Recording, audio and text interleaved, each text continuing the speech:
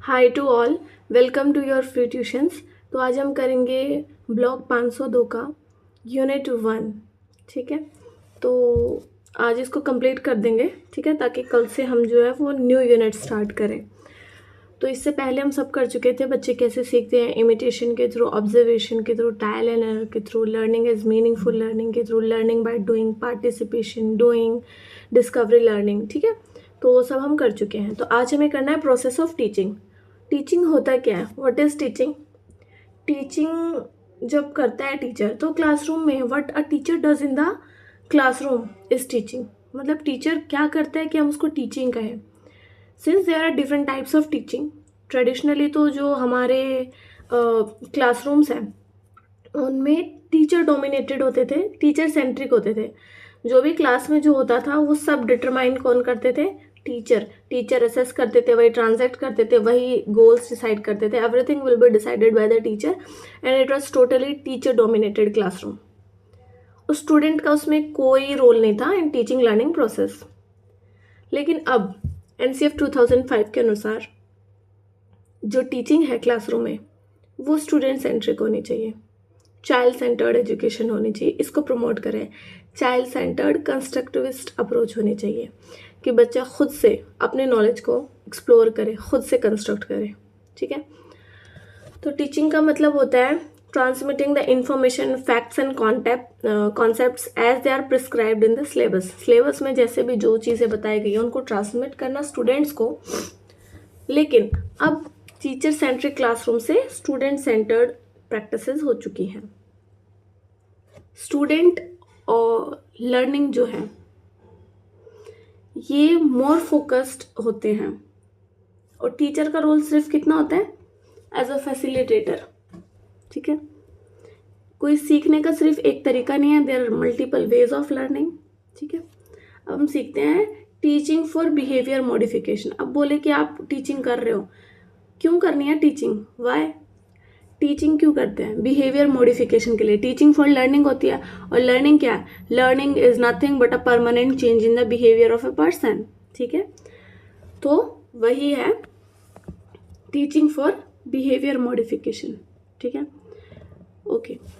When we change or modify the observable behavior of a child, we are directly or indirectly trying to help children to learn. Obviously बात है, जब हम किसी के इंसान के बिहेवियर को बदलने की कोशिश कर रहे हैं तो हम उसकी लर्निंग करा रहे हैं, क्योंकि learning is nothing but a relatively permanent change in behaviour.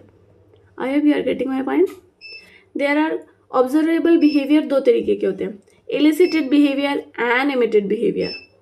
अब इलिसिटेड बिहेवियर क्या होता है?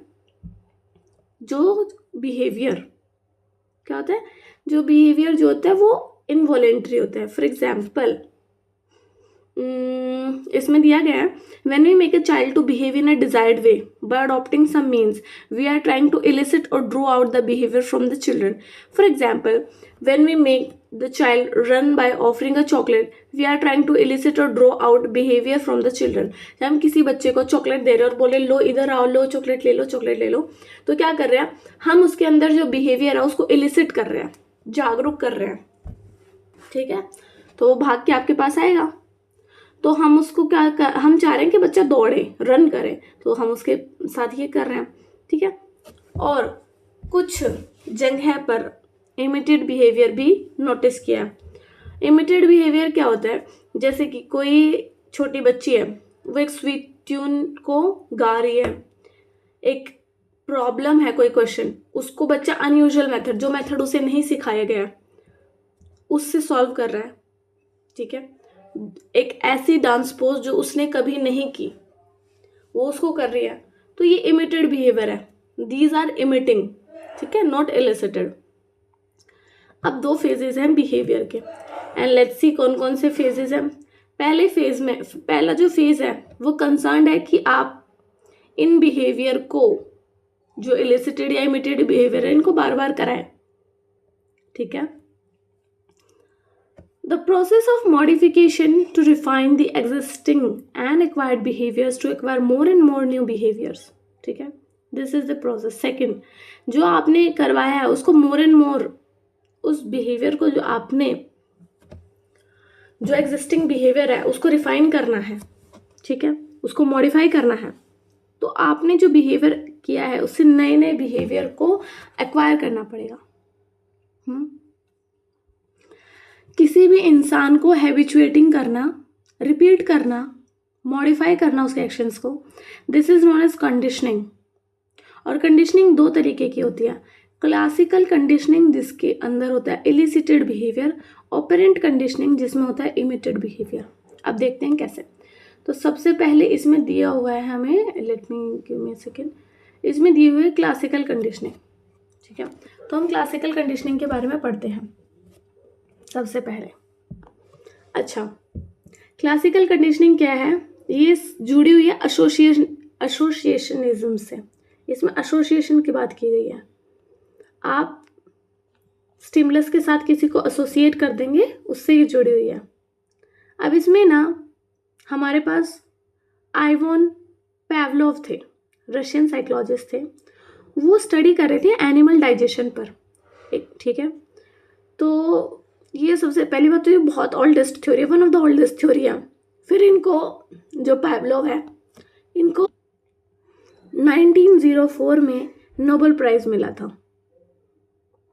पैवलोव ने क्या किया था, दो अनरिलेटेड चीजें हैं उनकी पेयरिंग कर दी थी। अब क्या किया था क्या नहीं किया था वो अब हम पढ़ेंगे क्या किया था, ठीक है। अच्छा, इस थ्योरी के और भी कुछ नाम है, जैसे कि एसएस थ्योरी, क्योंकि इसमें स्टिमुलस के साथ स्टिमुलस पेयरिंग किया गया था। एसएस लर्निंग बोलते हैं इसको, ठीक है। अब हम बात करते हैं कि थ्योरी थी क्या। चलो देखो, इसने क्या किया था, लैब में हंग्री डॉग्स थे। पहली बात तो इसने 40+ डॉग्स जो थे ना उन पर अपनी रिसर्च की थी। 40+ डॉग, तो कोई डॉग का नाम स्पेसिफिक नहीं है। तो हंग्री डॉग्स थे, उन्होंने सलाइवेट करना स्टार्ट कर दिया जैसे उनके पास खाना आने वाला था। अभी उन्होंने खाना नहीं देखा था लेकिन स्मेल उन तक आ रही थी, you know the osmosis and the whole thing. तो उसके थ्रू उनके पास स्मेल आ रही थी, तो उन्होंने सलाइवेट करना स्टार्ट कर दिया, ठीक है।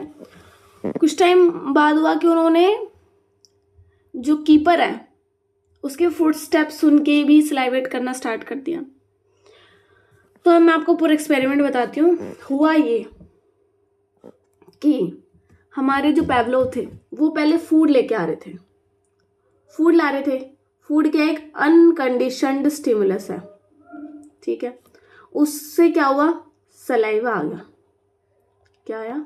अच्छा गिव मी अ सेकेंड, मैं आपको समझाती हूँ अच्छे से। आई थिंक इसमें ओके। देखो, पहले फूड लाए, फूड से डॉग ने क्या किया, सलाइवेट किया। फूड से अब फूड क्या है, ये अनकंडीशनड स्टिमुलस है। स्टिमुलस क्यों है, क्योंकि फूड से सलाइवा आ रहा है, तो ये रिस्पॉन्स तो है, ये स्टिमुलस तो है, ये रिस्पॉन्स है। अब ये अनकंडीशनड इसलिए क्योंकि खाने से सलाइवा आना आप कंडीशनिंग नहीं की हो, ये ऑलरेडी एक नेचुरल प्रोसेस है। नेचुरल स्टिमुलस या अनकंडीशनड स्टिमुलस एक ही बात होती है, ठीक है। और ये क्या है, अनकंडीशनड रिस्पॉन्स है, ठीक है। ये भी नेचुरल रिस्पॉन्स है एक तरीके से। अनकंडीशनड का मतलब होता है नेचुरल, कोई चीज़ की कंडीशनिंग नहीं किया वो नेचुरल है। तो फूड से सलाइवा आ रहा था, नॉर्मल है। फिर उसने क्या किया, कुछ देर बाद फूड में जब खाना आने लगा ना तो उसके साथ बेल भी रिंग करने लगा, और तब भी डॉग सलाइवेट कर रहा है, ठीक है, सलाइवेट कर रहा है। तो ये अनकंडीशनड स्टिमुलस था, ये अनकंडीशनड रिस्पॉन्स था। और बेल यहाँ पर क्या है, बेल एक न्यूट्रल स्टिमुलस है, क्योंकि बेल से कोई फर्क नहीं पड़ रहा। बेल क्या है, न्यूट्रल स्टिमुलस है, राइट। तो अब क्या होगा, अब कुछ एक टाइम ऐसा आया, बहुत टाइम इस प्रक्रिया को दोहराने के बाद, कि जब सिर्फ बेल बजी ना तो भी डॉग ने सलाइवेट कर दिया। तो ये क्या हुआ, ये हो गया आपका कंडीशनड रिस्पॉन्स, और ये क्या होगा, कंडीशनड स्टिमुलस हो गया आपका। न्यूट्रल स्टिमुलस से ये क्या बन गया, कंडीशनड बन गया। आई होप आप मेरा पॉइंट पढ़ पा रहे हैं। ये कंडीशनिंग के बाद वाला प्रोसेस है, समझ रहे हैं? आई होप आपको मेरी बात समझ आ रही होगी। न्यूट्रल स्टिमुलस कौन था यहाँ पे, चलो अब ये बताओ, न्यूट्रल स्टिमुलस कौन था यहाँ पर? न्यूट्रल स्टिमुलस था कौन? Sound of bell. Sound of bell क्या था? न्यूट्रल स्टिमुलस था, राइट? ठीक है। और अनकंडीशनड स्टिमुलस कौन था? देखो अनकंडीशनड क्या हुआ है, जिसको सीखा नहीं है। खाना इटसेल्फ में क्या था? अनकंडीशनड स्टिमुलस था, ठीक है। फूड इटसेल्फ क्या था? स्मेल ऑफ फूड, वो एक अनकंडीशनड स्टिमुलस था, उसको कंडीशन ही किया। ये एक नेचुरल प्रोसेस है। अनकंडीशनड स्टिमुलस वो होता है जिसको देख के आप नेचुरल रिस्पॉन्स करो, नेचुरल कोई रिस्पॉन्स करो, जैसे कि सलाइवेट करो। खाना आएगा तो सलाइवेट तो करोगे ना, तो यहाँ पर खाना क्या हो गया था? अनकंडीशनड स्टिमुलस हो गया था। अब अनकंडीशनड रिस्पॉन्स क्या होता है? जो नेचुरल स्टिमुलस से जो रिस्पॉन्स आता है वो अनकंडीशनड स्टिमुलस होता है। तो यहाँ पर अनकंडीशनड रिस्पॉन्स क्या था बताओ? सलाइवेशन। अनकंडीशनड स्टिमुलस कौन था? Food, very good. और यहीं पर मैं बोलूँ न्यूट्रल स्टिमुलस कौन था शुरुआत में? बेल। ये सब पूछ लेते हैं, that is why I am telling you. और यही बाद में किसका रूप ले लिया था? कंडीशनड स्टिमुलस का, ठीक है, बस। और बाद में कंडीशनड रिस्पॉन्स कौन बन गया था? सलाइवेशन। इसके थ्रू ये आ गया था। आ रही मेरी बात समझ? आ रही होगी। चलो अब मैं एक बार छोटी सी इक्वेशन और लिख देती हूँ जिससे आपको समझ आ जाएगा। मैं might be easier for you. पहले क्या हुआ? फूड आया, फूड से सलाइवा आया। फूड क्या था? Unconditioned stimulus. ये क्या था? Unconditioned response. फिर फूड आया, फिर बेल आई। अब यहाँ पर क्या हुआ? यहाँ पर भी सेम हुआ। बेल यहाँ पर न्यूट्रल स्टिमुलस था। क्या था? Neutral stimulus. एक टाइम ऐसा आया कि सिर्फ बेल अकेली आई, तब भी डॉग ने सलाइवा जो है सलाइवेट किया। तो यहाँ पर बेल क्या बन गई? वो न्यूट्रल स्टिमुलस से कंडीशनड स्टिमुलस बन गई और ये कंडीशनड रिस्पॉन्स हो गया। आई होप मेरी बातें आपको थोड़ी बहुत तो समझ आ ही रही होंगी। नहीं आ रही? आनी चाहिए, आ रही होंगी। ये 3 प्रोसेस है जो आपको याद रखने हैं, नथिंग। ये 3 इक्वेशन इसके लिए मोर देन इनफ है, ठीक है। अब चलें अपने चैप्टर पे।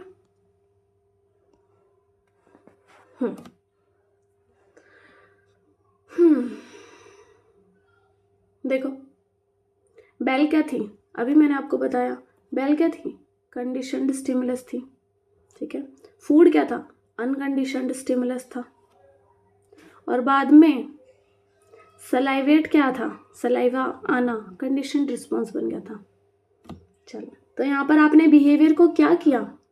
What did you did to the behaviour? You elicited the behaviour, ठीक है, आपने उसको इलिसिट किया, ठीक है।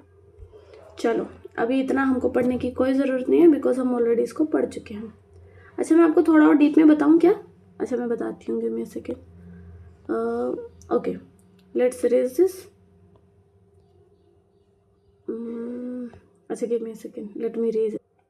ओके यहाँ पर मैं आपको बता देती हूँ कि जो कंडीशनिंग है उसका प्रोसेस क्या था। प्रोसेस, ठीक है। पहला क्या था? एक्विजिशन। एक्विजिशन मतलब बिहेवियर को एक्वायर करना। मतलब ये स्टेप्स है, मैं आपको बता देती हूँ, 1 minute. Stimulus, generalization, third extinction,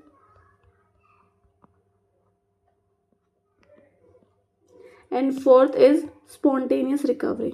अब मतलब क्या है इन सब का, अभी मैं आपको बताती हूँ। Spontaneous, TANEOUS, spontaneous recovery. I don't know why my mind is working that to explain.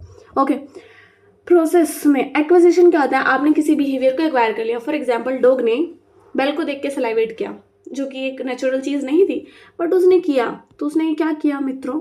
उसने एक्वायर कर लिया, एक्विजिशन कर लिया है।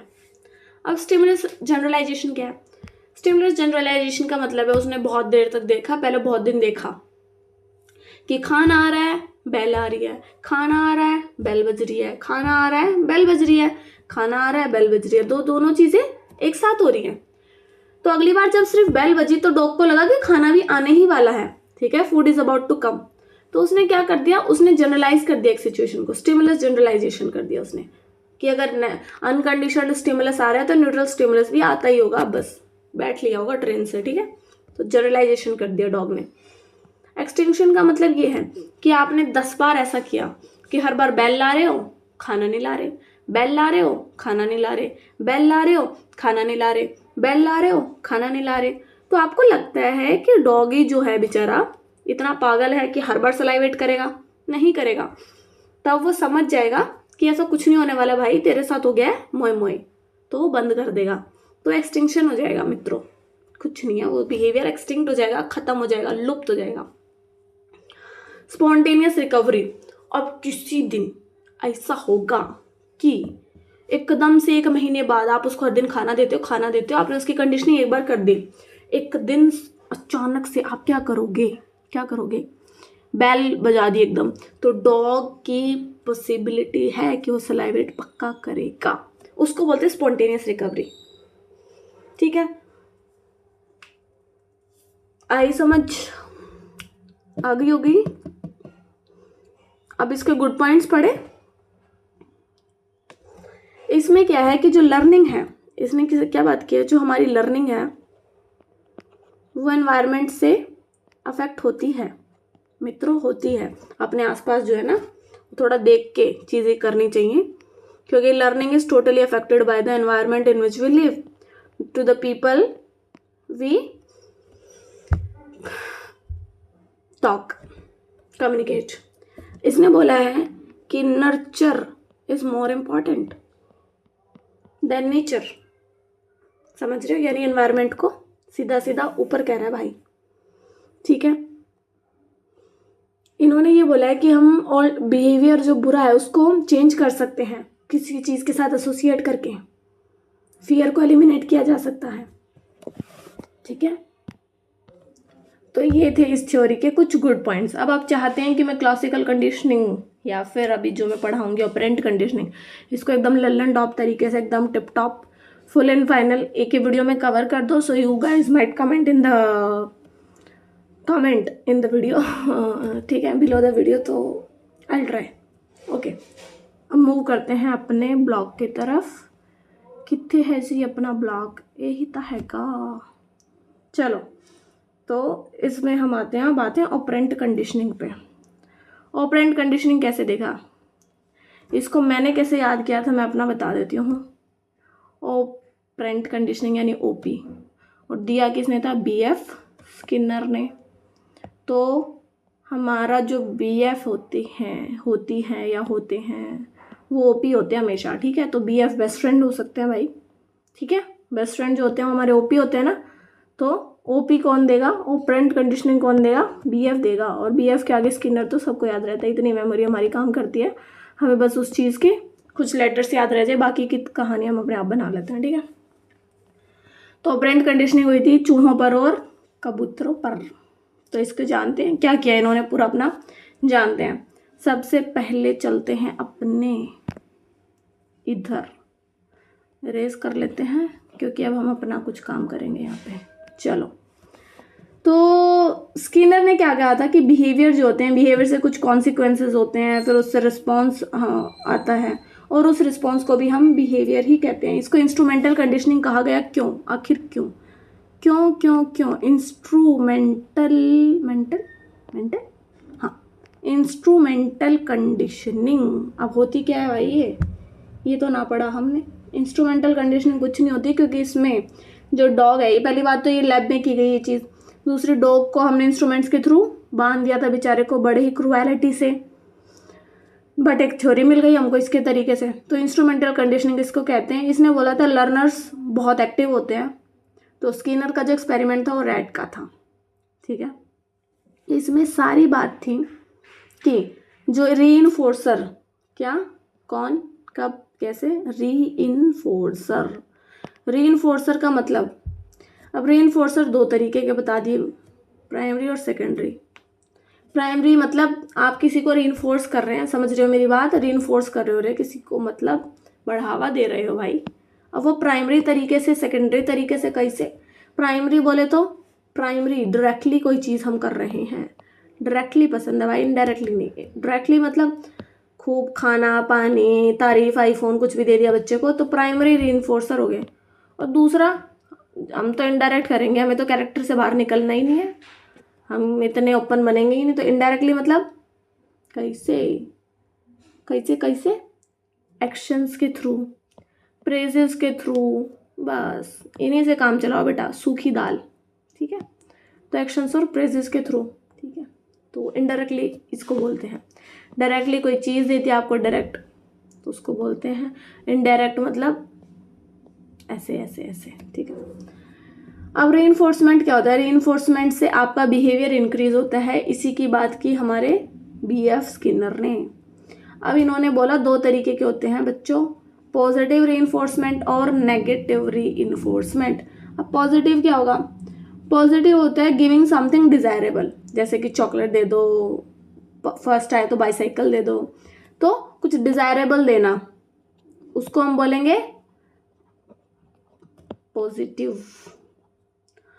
अच्छा जी, फिर नेगेटिव रीइंफोर्समेंट क्या होगा? यहाँ कुछ नहीं देंगे, कुछ नहीं देंगे। नेगेटिव रीइंफोर्समेंट का मतलब है कि कुछ अनडिजायरेबल, उसको रिमूव कर लेना, रिमूव समथिंग बैड, उसको बोलेंगे अनडिजायरेबल को रिमूव कर लेना इज नेगेटिव। तब भी तो अच्छा ही कर रहे हैं, मिल मिला के हमें अच्छा करना है इसमें। रीइंफोर्समेंट में पॉजिटिव हो या नेगेटिव हो, रीइंफोर्समेंट में पनिशमेंट नहीं आती, क्योंकि पनिशमेंट तो नुकसान कर रही है। पॉजिटिव में हम कुछ अच्छा देंगे और नेगेटिव में कुछ बुरा हटा लेंगे, बस सिंपल। नेक्स्ट, अब पनिशमेंट क्या है फिर मैडम? पनिशमेंट तो बताओ, हमें तो समझ ही ना, तो छोटी क्लासेस में मिलती थी पनिशमेंट। पनिशमेंट कुछ नहीं होता, पनिशमेंट आपके बिहेवियर को डिक्रीज कर देता है मित्रों, कि आप ऐसा नहीं करोगे आइंदा से, जो कि एक मिथ है। तो पनिशमेंट आपके बिहेवियर को डिक्रीज कर देता है। अब पनिशमेंट फिर वही लफड़ा, कौन सा वाला? वही पॉजिटिव पनिशमेंट, नेगेटिव पनिशमेंट। तो पॉजिटिव पनिशमेंट मतलब कुछ अनडिजायरेबल देना, यानी पनिशमेंट दे रहे हो पॉजिटिव वाली, यानी कुछ जो नहीं चाहिए वही दे रहे हो। अब नेगेटिव पनिशमेंट में जो चाहिए उसको हटा ले रहे हो, हैं, यही है। पॉजिटिव पनिशमेंट ते नेगेटिव पनिशमेंट एक का होंदा। पॉजिटिव पनिशमेंट में होता है कि आप कुछ डिजायरेबल दे रहे हो। पॉजिटिव पनिशमेंट और पॉजिटिव रीइंफोर्समेंट सेम चीज होती है। पॉजिटिव रीइंफोर्समेंट या पनिशमेंट सेम बात है, एकदम सेम, बिल्कुल 100%। और नेगेटिव रीइंफोर्समेंट या पनिशमेंट सब सेम है, क्योंकि इसमें बुरा हटा लेते, इसमें भी बुरा हटा लेते, इसमें अच्छा देते, इसमें अच्छा देते हम पास। अब रीइंफोर्समेंट दो तरीके की हो सकती है। एक तो कंटिन्यूअस रीइंफोर्समेंट। कैसी? कंटिन्यूअस रीइंफोर्समेंट, समझ रहे हो? कंटिन्यूअस का मतलब तो भाई इजी है, यानी आप लगातार, लर्निंग जो है रैपिडली हो रही है, स्टार्टिंग के लिए अच्छा है, लेकिन आपने सोचा बच्चा एक चैप्टर कंप्लीट करेगा, एक चॉकलेट दे दोगे, दूसरा किया फिर एक चॉकलेट, तीसरा करोगे फिर एक चॉकलेट। अब 3 चॉकलेट बच्चे को मिल रही है, सोचेगा भाई छोड़ना, हर दिन चॉकलेट खा के नहीं, अब मन भर गया भाई।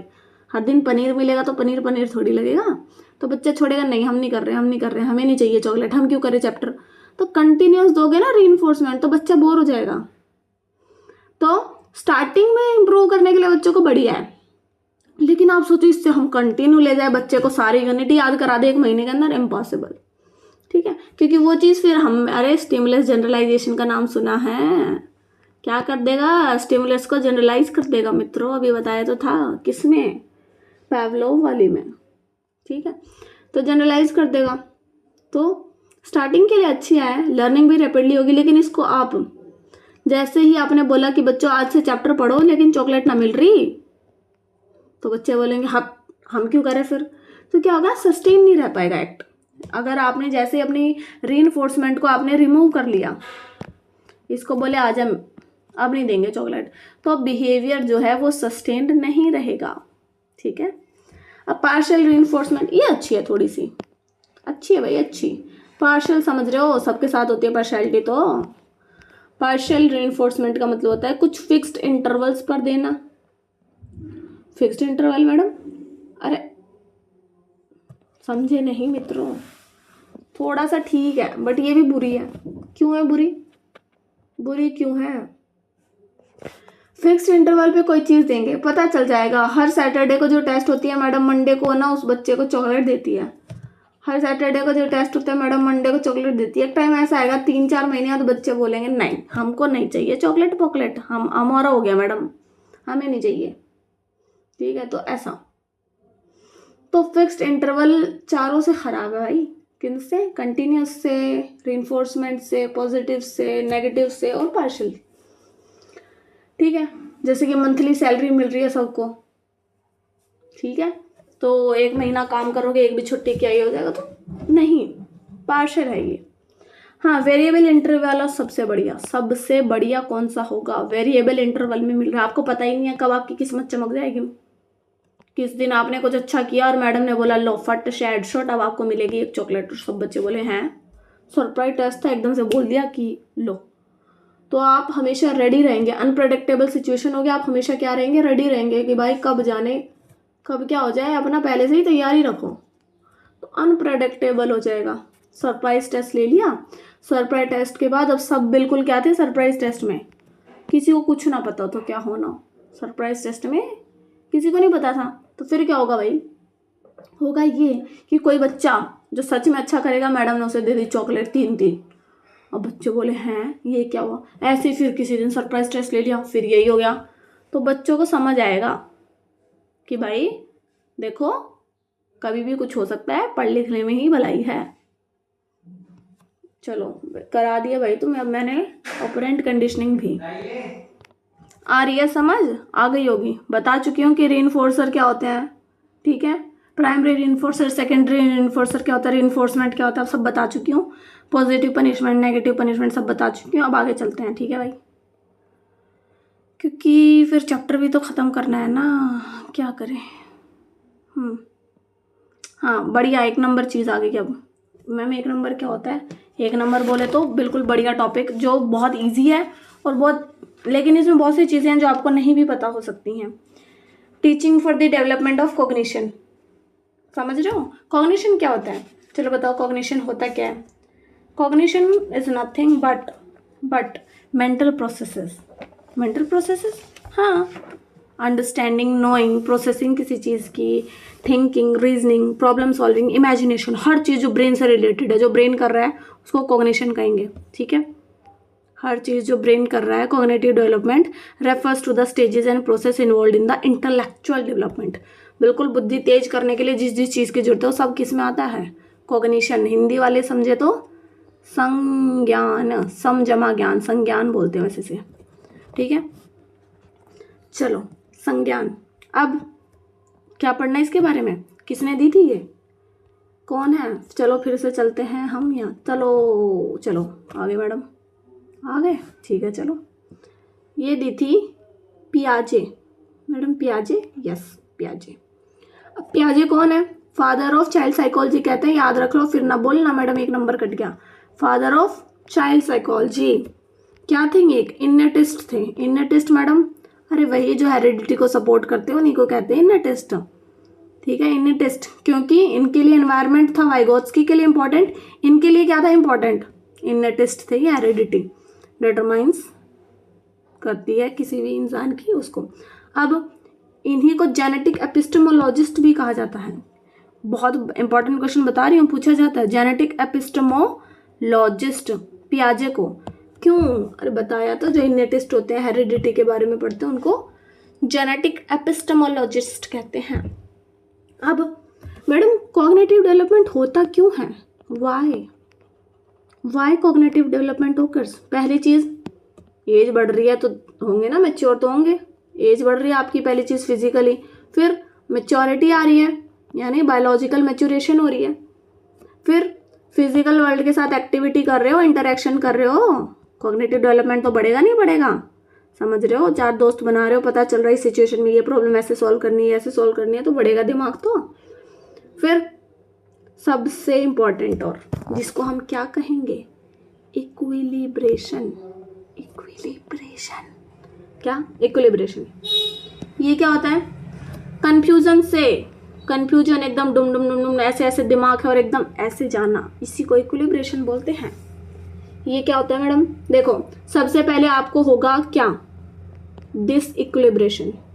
डिसइक्विलिब्रियम में होंगे आप, मतलब अरे कंफ्यूजन में होंगे, कंफ्यूजन में होंगे, ठीक है। फिर बच्चा क्या है? लिटिल साइंटिस्ट है, ये भी किसने बोला? हमारे पियाजे ने। कंफ्यूजन में है, फिर क्या करेगा? इक्विलिब्रेशन में जाने के लिए क्या करेगा? बोलो, हवन करेगा? नहीं, इक्विलिब्रेशन में जाने के लिए क्या करेगा? 2 चीज करेगा। मैडम कौन सी? बता दूं? चलो बता देते हैं, पेन से बताएंगे। अब बच्चे को जाना है किस में? इक्विलिब्रियम में जाना है, तो क्या करेगा? 2 चीज करेगा। 2 कौन सी मैडम? पहले तो अडेप्टेशन करेगा। अडेप्टेशन मतलब मैडम, अरे उस स्थिति के अनुसार अपने आप को ढालेगा। कैसे मैडम? 2 प्रोसेस हैं, बता रहे हैं। एसिमिलेशन करेगा, एकोमोडेशन करेगा। ये क्या होते हैं मैडम? एसिमिलेशन। जैसे कुत्ते को पता है, sorry I am very sorry guys, please please forget me. जैसे कि आपको पता है कुत्ते के बारे में कि कुत्ते के 4 पैर होते हैं। छोटे बच्चे को कल को गाय देख ली, फिर बोला मैडम, फिर बोला मम्मी मम्मी ये कुत्ता, फिर बोले कि नहीं बेटा जी नहीं, गलत, ये कुत्ता नहीं है, ये गाय है, इसके भी 4 पैर हैं, लेकिन क्या है? गाय है। तो बच्चे का कॉन्सेप्ट हिल गया। ये क्या हुआ भाई? अकोमोडेट करना पड़ा। लेकिन कल को कुत्ता देखा, 4 पैर हैं उसके, फिर उसने कुत्ते में क्या देखा? क्या देखा? काले रंग का कुत्ता। फिर उसने कल को वाइट रंग का कुत्ता देखा, तो बोल रहा है मम्मी कुत्ता, या फिर गाय बोल दी गलती से क्योंकि वाइट गाय होती है, तो बोलते हैं नहीं बेटा कुत्ता है, वाइट कलर का भी होता है। तो आपको कुत्ते के बारे में ऑलरेडी इन्फॉर्मेशन थी, लेकिन उसी की इन्फॉर्मेशन को ऐड कर लिया आपने, तो उसको क्या बोलेंगे? एसिमिलेशन बोलेंगे। और पूरे स्कीमा को ही चेंज कर दोगे तो अकोमोडेशन बोलेंगे। It is very simple. अब चलते हैं भाई, बहुत हो गया टाइम, चलते हैं। अब हो गया?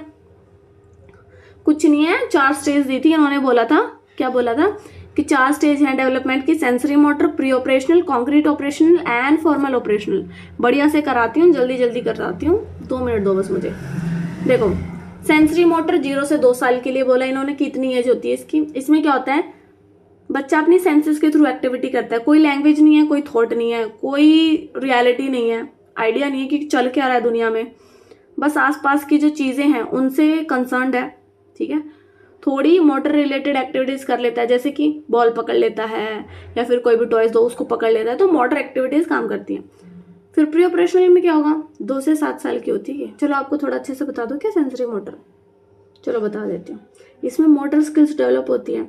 बच्चे की जो रिफ्लेक्स एक्शन है शुरू में स्टार्ट होते हैं, जैसे ही आप उसके हाथ में कुछ रखोगे हाथ खोलेगा, तो उसके रिफ्लेक्स एक्शन काम करेंगे, लेकिन जैसे 2 साल का होने लग जाएगा तो एंड होने स्टार्ट हो जाएंगे। इसमें बच्चा सेंसरी मोटर इसलिए इसका नाम है क्योंकि यहाँ पे मोटर स्किल्स भी डेवलप हो रही है और इसकी सेंसेस भी डेवलप हो रही हैं। गोल डायरेक्ट बिहेवियर करेगा बच्चा, मतलब मैडम अपनी मर्जी का मालिक होगा, मर्जी करेगा तो काम करेगा, नहीं करेगा तो नहीं करेगा। जैसे बोलोगे ना बेटा बोलो अंकल आए हैं, पापा बोलो पापा, तो मर्जी है भाई, बिल्कुल खड़े खड़े बेइज्जती करा सकता है बच्चा आपकी, नहीं बोलेगा अकड़ है भाई, गोल डायरेक्टेड बिहेवियर करूंगा, मर्जी है मेरी, तो ऐसा। फिर दूसरा ऑब्जेक्ट परमानेंस, ये क्या? जब तक बच्चा 1 साल का होगा यानी 0 से 1 साल का होगा तो ऑब्जेक्ट परमानेंस होगी, यानी जैसे कि ऑब्जेक्ट परमानेंस की कमी होगी, जैसे कि कोई चीज़ आउट ऑफ साइट है तो आउट ऑफ माइंड है, मतलब हमने बोला ओए कोको ले गई, कोको ले गई टॉयज को, तो ले गई, उसको लगता है सच में ले गई भाई, फुद्दू बना दिया आपने बच्चे का 1 साल तक। लेकिन जैसे ही 1 से 2 साल का हुआ, कितना ही बोल दो कोको ले गई, ये ले गई, वो ढूंढता फिरेगा घर में, समझ रहे हो, वो रोएगा, बोलेगा नहीं यही है, पागल बना रहे हो मेरा, पागल लगता हूँ मैं। अब चलते हैं क्यूट स्टेज, प्री ऑपरेशनल, 2 से 7 की है। अब इसमें क्या होगा? बच्चा ईगोसेंट्रिक हो जाता है। ईगोसेंट्रिक मैडम, अरे ईगोसेंट्रिक नहीं पता, इतने बड़े हो गए हैं। मतलब ईगोसेंट्रिक का मतलब है कि बच्चा दूसरे का ओपिनियन के बारे में सोचता ही नहीं। उसको लगता है जैसे मैं इस टॉय को देख रहा हूँ, सामने वाला भी उसी इंटेंसिटी के साथ उस टॉय को देख रहा है। उसको दूसरे के ओपिनियन से मैटर ही नहीं, कुछ फर्क नहीं पड़ता। उसको लगता है बस जैसा मैं सोच रहा हूँ वैसा ही सब सोच रहे हैं, ठीक है। इसीलिए वो आपको ओपिनियन जान ही नहीं पाते, इसको ईगोसेंट्रिक कहेंगे। बढ़िया है भाई, ऐसा ही होना चाहिए मेरे हिसाब से। तो ये तो बाद में भी यही होना चाहिए मेरे हिसाब से। फिर अब और क्या होगा इसमें, एनिमिज्म। एनिमिज्म बोले तो उसको लगता है कि जितनी चीजें सब जिंदा ही हैं। जैसे कि टेबल ने उसको चोट मार दी, उसको मारता है, जैसे बोलते ना चोट मार दी बेबी को, तो उसको मारते, तो उसको लगता है वो चीज़ जिंदा है, एनिमिज्म है, ठीक है। फिर दूसरा यहाँ पे लॉजिक स्टार्ट हो जाता है। 2 से 7 साल का बच्चा हर चीज़ का कॉज एंड इफेक्ट जानेगा, हर चीज़ का पूछेगा, स्कूल से घर जाते हैं ये सब, तो हर चीज़ के बारे में सोचेगा। और दूसरी चीज़, यहाँ पर बच्चा जो है घर से स्कूल जा सकता है, लेकिन स्कूल से घर आने का रास्ता उसको नहीं पता। इरिवर्सिबिलिटी होती है मित्र, इरिवर्सिबिलिटी। कंजर्वेशन की कमी होती है, लैक ऑफ कंजर्वेशन। मतलब अगर उसको लगता है ये बॉटल है, इसमें पानी है और ये है, तो उसको लगेगा कि इसमें ज़्यादा है, इसमें कम पानी है। क्यों? क्योंकि उसको पता ही नहीं है कि ये बस दिखने में, अगर इसकी लेंथ ज़्यादा है तो इसकी ब्रेड्थ भी तो ज़्यादा है। वो सोच ही नहीं पाएगा उस एस्पेक्ट से। तो कंजर्वेशन की कमी होती है बच्चे के अंदर। अब ये यहाँ पर बात, इसमें 2 स्टेज आती हैं, एक तो सिंबॉलिक फंक्शन, एक इंट्यूटिव थॉट। सिंबॉलिक मतलब एप्पल देखते ही बोल देगा कि ये एप्पल है, बॉल से बोलेगा बॉल है, तो उसको सिंबॉलिक के थ्रू अपनी बातें कहेगा। इंट्यूटिव 4 से 7 होती है। इसका मतलब क्या मैडम? इसका मतलब बच्चे को पता होता है बहुत सारी चीज़ों का, लेकिन उसको सोर्स याद नहीं रहता। उसके खुद से ही इंट्यूटिव थॉट चलते रहते हैं। कैसे कि मम्मी की रोटी गोल है, पापा के पैसे भी गोल है, तो उसके अलग ही मतलब ये है, तो सूरज भी गोल है, सूरज भी एक रोटी है। वो अपने आप से थ्योरी बनाता रहता है, सोर्स भी उसे नहीं पता होता। बच्चे बोलते हैं हाँ मुझे पता है, मुझे पता है। पूछोगे कैसे पता? बस मुझे पता है। तो ये होता है इस स्टेज में, पूरा खेला हो जाता है बच्चे के साथ। कॉन्क्रीट में कंजर्वेशन की एबिलिटी आ गया। उसको पता चल रहा है कि अगर ये बीकर बड़ा है तो ये चौड़ा भी तो है, इसमें पानी ये भरा है, इसमें इतना है, तो ये बड़ा है। तो बच्चे को पता चल जाता है कि ये तो इसकी शेप है। तो क्या आ जाएगा यहाँ पर? मूर्त चीज़ों के बारे में क्या स्टार्ट हो जाएगा? कॉन्क्रीट ऑब्जेक्ट्स के बारे में क्या स्टार्ट हो जाएगा? लॉजिक स्टार्ट हो जाएगा। लेकिन उन्हीं के बारे में जो सामने दिख रही है, उनके बारे में नहीं जो आंखों के सामने नहीं है, वो अगली में आएगा। यहाँ पर रिवर्सिबल है। स्कूल से घर आने का रास्ता पता है तो घर से स्कूल जाने का भी पता चल जाता है, ठीक है। वहाँ पर बच्चे के अंदर एक सेंट्रेशन होता है, मतलब सिर्फ एक ही एस्पेक्ट को देख पाता है किसी भी चीज़ की। जैसे कि कंजर्वेशन है, इसमें बस ये देख रहा है कि इसकी हाइट बड़ी है, दूसरा एस्पेक्ट देख ही नहीं रहा। तो यहाँ पर क्या होगा? डिसेंट्रेशन हो जाएगा, यानी बाकी एस्पेक्ट को भी देखेगा, ठीक है। इसके बाद बच्चा क्लासीफाई भी कर देता है। जैसे जितने स्टार है बेटा उनको एक लाइन में रख दो, जितने रेक्टेंगल है, तो बच्चा क्लासिफिकेशन सीख जाता है, चीज़ों को सीरियल वाइज लगाना सीख जाता है। बड़ा है फिर छोटा है, छोटे, तो सीरिएशन आ जाती है बच्चे को। ऊपर से ट्रांजिटिविटी एक बहुत इंपॉर्टेंट चीज़ है। जैसे कि हम बोले ए है, वो बड़ा है किससे? बी से, और जो बी है वो बड़ा है किससे? सी से। तो क्या ए है, उसके और सी के बीच में क्या रिलेशन होगा? देखो ए बड़ा है किससे? बी से, बी बड़ा है सी से, यानी कि ए किससे बड़ा होगा? अरे सी से। सी कम होगा ना, क्योंकि यहाँ पर देखा जाए तो ये आ रहा है, तो बी क्या है? वो इंस्टेंटली, इसका मतलब है कि जो ए से छोटा होगा सी। तो बच्चा ये ट्रांजिटिविटी लगाना शुरू कर देता है। अगर उसको 2 ऑपरेशंस पता हैं तो तीसरे के बारे में लॉजिक स्टार्ट कर देता है। फॉर्मल ऑपरेशनल, बढ़िया, 1 नंबर। एब्स्ट्रैक्ट थिंकिंग होती है, मतलब जो चीज़ सामने नहीं है उसके बारे में भी सोचता है, ठीक है। हाइपोथेटिकल सिचुएशंस के बारे में सोचता है, ठीक है। स्पेसिफिक से जनरल रूल की तरफ जा सकता है, ठीक है। इंडक्टिव, डिडक्टिव, हर चीज़ उसके पास। रूल बता दो तो उसका एग्जाम्पल बता देगा। इमेजिनरी अपनी अलग ही ऑडियंस बना रखी होती है, ठीक है। तो ये तो था हमारा पियाजे जी। अब ये ना सब वही बता रखा है, let me tell you. Conservation पूरा एकदम वही है, ये मैंने बताया। देखो ये क्या है, ए और बी है, बी और सी है, तो क्या होगा यहाँ पे? ए इज टू सी। क्यों? ये क्या है? क्या है ये?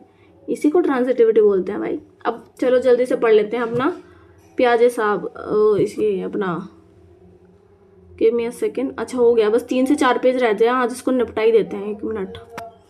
अब पढ़ लेते हैं अपना वाइगोत्स्की की भी थ्योरी जल्दी से, ठीक है। ले वाइगोत्स्की क्या थे, देखो वाइगोत्स्की जो थे वो भी कॉग्निटिव डेवलपमेंट के बारे में उन्होंने बात की थी, पियाजे से अलग थे। क्यों? इन्होंने बोला कॉग्निटिव डेवलपमेंट क्यों होता है, इन्होंने पूछा भाई क्यों होता है कॉग्निटिव डेवलपमेंट, तुम भी तो बताओ, पियाजे तो बता के गया था, तुम भी बताओ। तो उन्होंने बोला ठीक है भाई बता देते, तुम इतना पूछ रहे हो तो चलो, है ना, अब जबरदस्ती कर रहे हैं बता देते हैं। अब क्या हुआ, तो उन्होंने बोला हाँ ठीक है तो बताओ फिर। तो उन्होंने बोला कि देखो रीजन डेवलपमेंट के क्या होते हैं, पहला सोसाइटी, सोसाइटी, हाँ सोसाइटी ही आपकी मदद कर रही है सीखने में, और कल्चर, हाँ जैसे कल्चर भी कर रहा है, फिर लैंग्वेज से भी तो आप सीख रहे हो, अरे हाँ ये भी ठीक है अपनी जगह, तो मर्ज कर देते हैं ना इनको। तो सोसाइटी, कल्चर और लैंग्वेज के बारे में इन्होंने बोला। अब पियाजे और वाइगोत्स्की ने बस एक बात बोल दिया अलग, क्या कि पहले डेवलपमेंट होता है फिर लैंग्वेज आती है, और वाइगोत्स्की ने क्या बोला, लैंग्वेज आती है फिर डेवलपमेंट होता है। ये वाली बात सही थी ना, डेवलपमेंट हो रहा है बच्चे का लेकिन लैंग्वेज बाद में आ रही है। लेकिन वाइगोत्स्की ने बोला था कि लैंग्वेज पहले आती है, लैंग्वेज प्रीसीड्स था किसको, पियाजे ने बोला क्या था कि जो थॉट्स है ना वो सिर्फ लैंग्वेज नहीं बताते, बस उसको प्रीसीड भी करते हैं, उन्हीं से बनती है। तो इसका मानना है कि डेवलपमेंट जो हो रही है वो लैंग्वेज, लर्निंग बाद में हो रही है लैंग्वेज। अब आगे चलते हैं पक्का, चलो चलते हैं भाई, चले। ये नहीं, ये वाला नहीं, ये वाला नहीं, ये रहा। अरे क्या हो गया। वाइगोत्स्की ने क्या बोला, पहले तो इन्होंने 3 लैंग्वेज बताई, सोशल, ईगोसेंट्रिक और इनर स्पीच।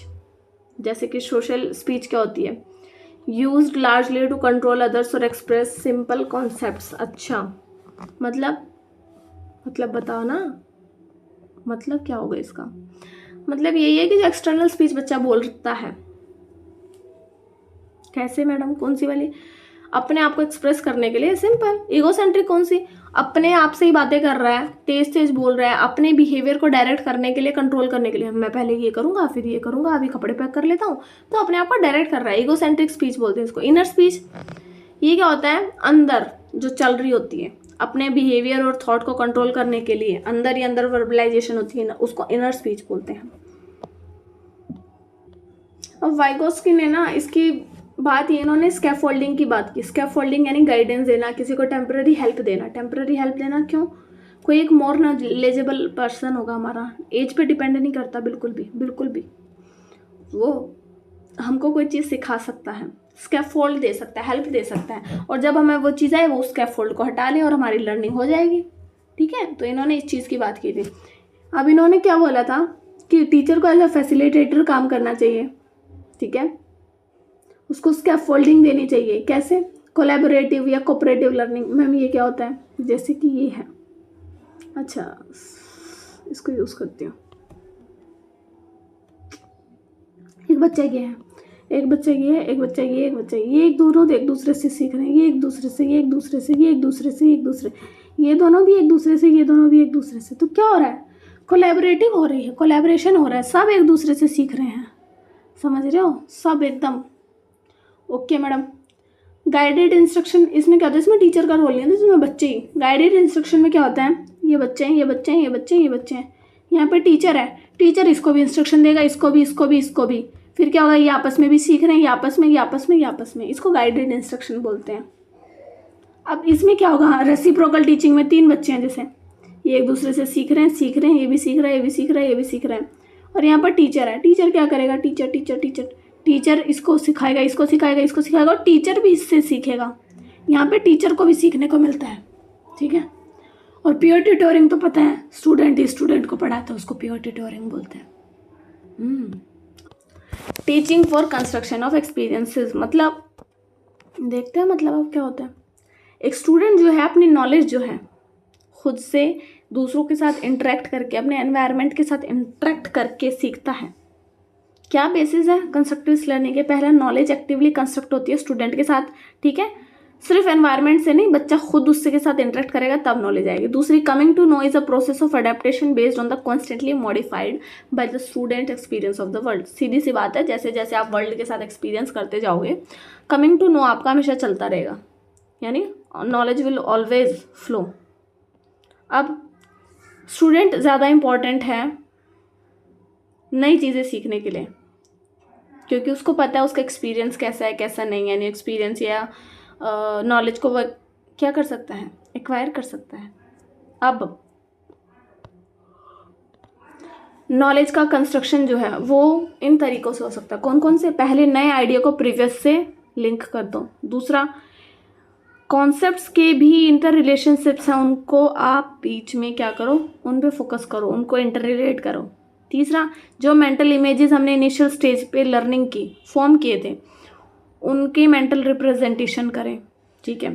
सोशल ग्रुप्स में इंटरेक्ट करते हैं सोशल थीम्स पे जो बच्चे को ज़्यादा लर्निंग को मीनिंगफुल बनाती है। ठीक है। तो बहुत तरीके होते हैं वो करने के। रियल लाइफ में टीचर का रोल क्या है, पढ़ लेते हैं। बहुत बढ़िया टॉपिक है कि टीचर का रोल क्या है भाई। सबसे पहले बच्चों को फैसिलिटेट करेगा। क्या अभी बताया था, टीचर का रोल ही फैसिलिटेटर का है। ठीक है, कि सिर्फ डायरेक्टली उनको इंस्ट्रक्ट नहीं करेगा, उनकी हेल्प करेगा, उनको एफर्ट्स टू लर्न देगा। सेंसिटिव होगा कि बच्चे ने प्रीवियसली जो सीखा है अपनी क्लास में वो इनफ है आज के उसके लिए। Real world experience, learning by doing, hands on experience provide करेगा। जितने भी मटेरियल्स इमीडिएट एनवायरनमेंट से मिल सकते हैं उनको प्रोवाइड कराएगा। Real world context based environment उसको प्रोवाइड करेगा ताकि रियलिस्टिक लर्निंग हो, करके सीखेगा तो और बढ़िया से याद रहेगा। रियलिस्टिक अप्रोच, देखो 3 बातें ना एक ही में कहती है, realistic approach, real world, material, real world, फिर कहते हैं। ठीक है। अब प्रोवाइड करेगा क्या, इनकरेज करेगा स्टूडेंट्स को कि मल्टीपल रिप्रेजेंटेशन दे, यानी डाइवर्जेंट, वही वाली बात हो गई डाइवर्जेंट। सिर्फ एक पे नहीं पूछ रहे हाँ या ना, अल्टरनेटिव सॉल्यूशंस हो। कोई प्रॉब्लम ऐसी है जिसके मल्टीपल रिस्पॉन्सेज हो, स्टूडेंट से पूछेगा, बच्चों को बोलेगा, अलाउ करेगा कि क्वेश्चन करो, एनकरेज करो एक दूसरे से, कुछ भी करो ये सब। फिर क्या करेगा, कोऑपरेशन, कोलैबोरेटिव लर्निंग, ये सब चीज़ों को सपोर्ट करेगा। भी बताया था ये 4 बच्चे हैं, ये आपस में सीख रहे हैं। टीचर इनको कहीं जरूरत होगी तो हेल्प दे देगा। ठीक है। और जो स्कूल के अंदर जो एक्टिविटी है इनसाइड, उसको बाहर से जोड़ेगा, आउटसाइड। ये बहुत अच्छी चीज़ है क्योंकि एनसीएफ में भी कही गई है आपको आउटसाइड द स्कूल, बच्चों को आउटसाइड द टेक्स्ट बुक, ये सब। सेल्फ एनालिसिस को एनकरेज करेगा और सेल्फ असेसमेंट को। ठीक है। अब ये हमारा चैप्टर हो गया है, क्या हो गया भाई इसको, तो ये तो ख़त्म हो गया यार। ओह चलो जी, ये हो गया है फिनिश। अब अगले में हमको पढ़ना है approaches to teaching and learning, teacher centred approach, subject centred learner, competency based, constructivist. बस बहुत छोटा चैप्टर है, इसको सच में एक दिन में उड़ा देंगे। हमें कहाँ से पढ़ना है, इसमें ज़्यादा एग्जाम्पल्स हैं, ये मैं आपको सब समझा दूँगी शुरू से ही। ठीक है, काफ़ी इजी रहेगा, थोड़ा सा पॉइंट्स लिखवा दूँगी इसके मैं। लर्नर सेंटर्ड, हाँ बिल्कुल वही है सब।